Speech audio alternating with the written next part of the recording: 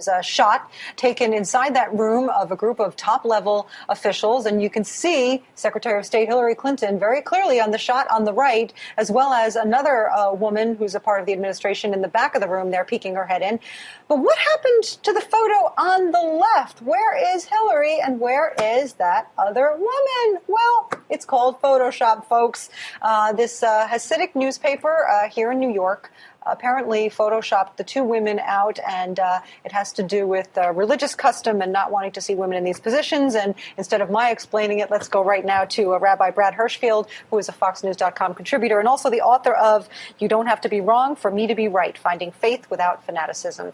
And there's the book, and we'll talk about that in a bit as well. But let's talk about this photo. What happened here? Look, what happened, and the paper has now come out and tried to explain themselves. And they said, look, our standards of modesty preclude images of women in publications.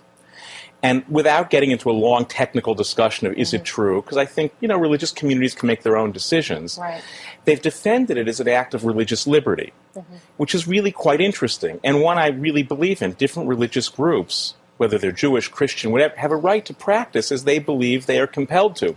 I think their failing here, though, was they confused having the right to do something with it being the right thing to do. I understand, although I completely disagree, and people should know it's a fairly extreme, even for the ultra-Orthodox community, right. A fairly extreme interpretation that even pictures of women can't be allowed. Right. But having said that, I think the real failing was once you make the decision to Photoshop that picture, you have an ethical obligation to tell your readership, we are presenting to you, in line with our religious beliefs, a Photoshopped image. For me, the bigger challenge is not the individual decisions religious communities make, and happily the Constitution affords them that right, and that's a sacred right, in both sense, legally and religiously. Right.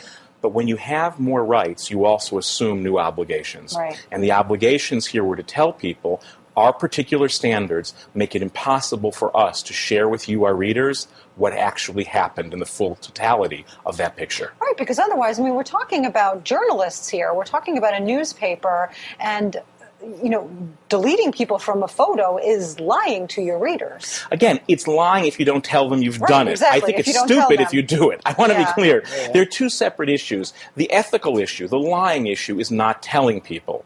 It's foolish, I think, because in America, whatever your tradition is, if you need to change reality so that it comports with your religious views, you can't actually report what's truly going on in the world, you're not going to make it. Right. So out of compassion and respect for the community, I would challenge them to rethink this policy at least some of the time, because no community in America is long for the world if they can't at least tell people what's really going on. Right.